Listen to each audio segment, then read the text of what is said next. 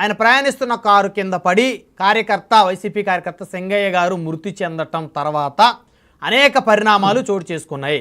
అయితే ముందు ఎస్పీ గారేమో ప్రెస్ మీట్ పెట్టి జగన్ గారి కారు వెనక కాన్వాయ్లో వచ్చినటువంటి ఏదో ఒక వాహనం ఢీకొంది అని చెప్పారు. ఆ తర్వాత కట్ చేస్తే 2 రోజుల తర్వాత మరి ఎస్పీ గారు అధికారికంగా మళ్ళీ ఇంకొక ఎపిసోడ్ని ధృవీకరించారు. జగన్మోహన్ రెడ్డి గారి కారే సింగయ్య గారి మీదకి ఎక్కింది అని చెప్పేసి ఆ వీడియోలు అన్నీ చూసాము, అక్కడంతా పరిశీలించి తెలుసుకొని ఇప్పుడు చెప్తున్నామని చెప్పారు. అయితే ఏది నిజం ఏది అబద్ధం? ఒకవేళ జగన్ గారి కారు ఎక్కింది అనేది కనుక నిజం అయితే జగన్మోహన్ రెడ్డి గారు శిక్ష పడే పరిస్థితి, ఆయన మీదకి ఏమన్నా ఈ కేసు వచ్చే పరిస్థితి ఏమైనా ఉంటుందా? సీనియర్ అడ్వకేట్గా ఏం చెప్తారు? ఇక్కడ ఒకటండి, మిత్రుడు వెంకటరెడ్డి గారు చాలా అంశాలను ప్రస్తావించారు. సరే, ఎస్పీ గారు ముందు ఒక విధంగా చెప్పారు, తర్వాత మరొక విధంగా చెప్పారు అనేది. ఇక్కడ ఒకటి అనుమానించాల్సింది ఏంటంటే, ముందుగా ఎస్పీ గారికి లేకుంటే సింగయ్య గారి భార్యకి ఎవరు ఇది ఫలానా వాహనం గుద్దింది అనే సమాచారం చేరవేశారు. దాంట్లో ఉన్నటువంటి కుట్ర కోణం మీద కూడా విచారణ జరగాలి. First point.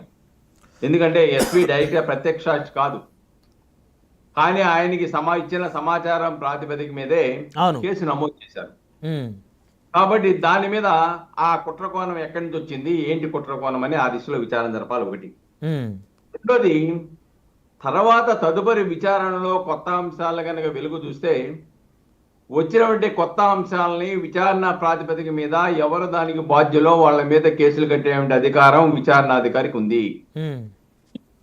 తర్వాత ఆటోమేటిక్ వీడియో ఎక్కడి నుంచి వచ్చింది, ఎలా వచ్చిందని క్వశ్చన్ కాదు, ఆ వీడియో వాస్తవమైందేనా లేకుంటే మార్ఫింగ్ చేశారా అనే అంశాలు కామెంట్ రావాలి తప్ప మొదట చెప్పిన దాని తర్వాత ఇది వచ్చింది కాబట్టి ఇది కరెక్ట్ కాదు, ఇది ఎవరి దగ్గర నుంచో లాక్కొచ్చారు, ఎవరిచ్చారు, ఇది ప్రశ్న కాదు అసలు. ఆ వచ్చినటువంటి వీడియోలో వాస్తవికత ఉన్నదా లేదా అనేది చూడాలి. ఒకవేళ అదే గనక వైఎస్ఆర్సీపీ నాయకులకు కానీ వాళ్ళకి కానీ అనుమానం ఉంటే ఎస్ ఫలానా వీడియోని ఎఫ్ఎస్ఎల్ కి పంపండి, అది వాస్తవమైందో కాదో అని చెప్పేసి డిమాండ్ పెట్టండి, తప్పలే. ఈ వ్యక్తికి చట్ట ప్రకారంగా ఉండే హక్కే అది. అంతే తప్ప దాన్ని పక్కన పెట్టేసి ఇది మొదట ఇది చెప్పారు, తర్వాత ఇది చెప్పారు, తర్వాత ఇది చెప్పారు అని చెప్పేసి దాన్ని ప్రక్కదోవ పట్టించడం అనేది కరెక్ట్ కాదు. రెండోది, ఇలాంటి కేసే మనం చూసాం పుష్పలో. హీరో తెలంగాణలో ఆయన అక్కడికి ఊరేగింపుగా వెళ్ళి విష్ చేస్తా ఉంటే మద్దతుదారులు ఒక తొక్కిసలాట జరుగుద్ది, ఇబ్బందికరమైన పరిస్థితి వస్తాయని చెప్పేసి అనుమతి ఇవ్వాల. అనుమతి ఇవ్వకపోయినప్పటికి కూడాను ఆయన వెళ్ళాడు సినిమా హాల్లోకి. వెళ్ళినప్పుడు అక్కడ జనాల తొక్కిసలాటలో ఒకళ్ళు మరణించారు, ఒకళ్ళు గాయాలైనాయి. అవును.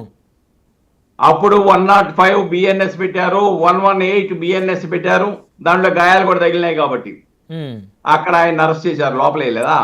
అవును. ఇక్కడ కూడా సేమ్ కదా. ఇక్కడ పోలీసు వాళ్ళు కూడా మేము కాన్వాయ్తో పాటు 3 వాహనాలు 100 మంది మద్దతుదారులు మాత్రమే అనుమతిస్తున్నామని చెప్పారు కదా. అవును. దాన్ని ధిక్కరించి వేలాది మందిని సమీకరించారు కదా. ఆ 3 వాహనాలు కాకుండా 50 వాహనాలు తాడేపల్లి నుంచి వచ్చినాయి కదా. మరి ఇవన్నీ ధిక్కరణ కదా. ఒకటి సుబ్బారావు గారు, ఇక్కడ మీరు సమీకరించారు అనేటువంటి ఒక పదం వాడారు. అయితే ఆయన ఒక మాజీ ముఖ్యమంత్రి, ఓ పార్టీ అధినేత, ఆయనకు కూడా రాష్ట్ర వ్యాప్తంగా అభిమానులు ఉన్నారు, అనుచరుగానే ఉంది. ఆయన చూడటానికి బోలెడు మంది ప్రజలు వస్తారు అనేటువంటిది పోలీసు డిపార్ట్మెంట్ ఎందుకు, ఇంటెలిజెన్స్ ఎందుకు అంచనా వేయలేకపోయింది సార్? ఇక్కడ పోలీసు యొక్క ఫెయిల్యూర్ కూడా చాలా స్పష్టంగా ఎగ్జాక్ట్లీ వాస్తవం. ఎందుకంటే వాళ్ళకి ఇంటెలిజెన్స్ ఉంది. ఇంటెలిజెన్స్ ద్వారా వాళ్ళ యొక్క ఇచ్చిన ఆదేశాలని వాళ్లే అమలు చేయలేని దినస్థితిలో ఉంటే ఇంకా శాంతి భద్రత ఎలా కాపాడతారండి? నీకు తాడేపల్లిలో మొదలైన చట్ట మీరు ఆదేశాల ఉల్లంఘన అంత దూరం ప్రయాణం జరుగుతూ ఉంటే మీరు కంట్రోల్ ఎందుకు చేయలేకపోయారు? కంట్రోల్ చేయాలి కదా. చట్టపరమైన చర్యలు ఎందుకు తీసుకోవడంలో విఫలమయ్యారు? మీ ఆదేశాలను ధిక్కరించేస్తే మీరు చెప్పిన దాన్ని మేము ఫాలో అవ్వము, మా ఇష్టం వచ్చాడే మేము చేస్తామని చెప్తే ఒక నాయకుడు చేయాలి. అబ్బాయి నాకు ఇంతవరకు ఆదేశాలు ఇచ్చారు కాబట్టి నాయకులారా మీరెవరు సమీకరణకు పూనుకోకండి చెప్పాలి కదా. నేను జగన్మోహన్ రెడ్డి గారికి అభిమానులు ఉంటారా ఉండరా అనే దాని ప్రస్తావనకు పోను. పోలీసు వారు ఒక ఆదేశాలు ఇచ్చారు. ఉమ్, ఆదేశాలని చట్ట ప్రకారంగా అమలుపరచవలసిన బాధ్యత జగన్మోహన్ రెడ్డి గారి మీద ఉన్నదా లేదా? ఉమ్, డెఫినెట్ గా ఉంది. ఉన్నప్పుడు ఆయన ఏం చేయాలి?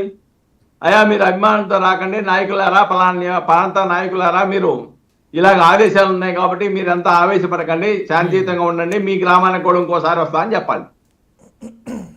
చెప్పి నిరోధించడానికి ప్రయత్నం చేయాలి కదా. కానీ చెప్తే వినే పరిస్థితిలో ఉన్నారు సార్. ఏ ఏ ఏ నాయకుడి అభిమానులైనా, ఏ సినీ హీరో అభిమానులైనా మీరు ఆగండి, మీరు కూల్గా ఉండండి, దగ్గరకు రామాకండి అని చెప్తే వినే పరిస్థితిలో ఉంటారంటారా? నువ్వు ఎప్పుడైతే కారులో కూర్చుంటే ఏముండదు.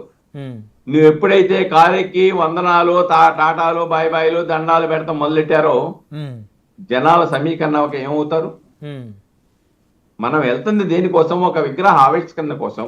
ఉమ్, సరే, మా పార్టీ కార్యకర్త చనిపోయాడు సంవత్సరం క్రితం కాబట్టి ఆయన కుటుంబాన్ని పరామర్శాలని అంటున్నాము. ఉమ్, అంటున్నప్పుడు నువ్వు ఆయా 100 మందో లేకపోతే కారులో తీసుకుని వెళ్ళొచ్చు కదా. ఉమ్, గతంలో నువ్వు నీ గవర్నమెంట్ లో కూడా చేసావు కదా కొన్ని సంఘటనలు. పవన్ కళ్యాణ్ గారు వెళ్తూ ఉంటే ఆఫ్ చేస్తే బైపాస్ రోడ్డు మీద ఆఫ్ చేసావు కదా. చంద్రబాబు నాయుడు గారు విశాఖపట్నంలో ఎయిర్పోర్ట్ లోనే ఆఫ్ చేసి వెనక్కి పంపారు కదా. ఉమ్, కాబట్టి పోలీసుల యొక్క ఆదేశాలని, విచారణ సంస్థల యొక్క ఆదేశాలని, శాంతి భద్రతలు పరిరక్షించాలనేటువంటి ఆలోచనలో ఉన్న పోలీసు వ్యవస్థని మనం కంట్రోల్లో వాళ్ళ యొక్క ఆదేశాలను అమలు చేయకపోతే మళ్ళంటి వాళ్ళమే ఇంకా సామాన్యుల పరిస్థితి ఏంటి? అవును, అంతే కదా. అసాంఘిక శక్తులు, చట్ట వ్యతిరేకులు, లేకుంటే రౌడీలు, గోండాలు వాళ్ళు ఎందుకు ఫాలో అవుతారు? ఆయన ఫాలో అవ్వలేదు కదా, మనం కూడా ఫాలో అవ్వద్దని చెప్పేసిన పరిస్థితి ఉంటే శాంతి భద్రతలు ఏమైపోతాయి? సో ఇప్పుడు ప్రధానంగా ఈ కేసుకు సంబంధించి జగన్మోహన్ రెడ్డి గారిని కూడా అరెస్ట్ చేస్తారంటారా? ఇప్పుడు చట్ట ప్రకారం అయితే ఉమ్, గతం వరకు అర్నేష్ కుమార్ జడ్జిమెంట్ ప్రకారం 41A నోటీస్ ఇవ్వాలి, 7 సంవత్సరాల లోపు శిక్ష పడే నేరాలని చెప్పేసి న్యాయస్థానాల్లో వైఎస్ఆర్సీపీ లీగల్ సెల్ నాయకులు వాదించారు. ఉమ్, నేను దాన్ని కాదన్నాం.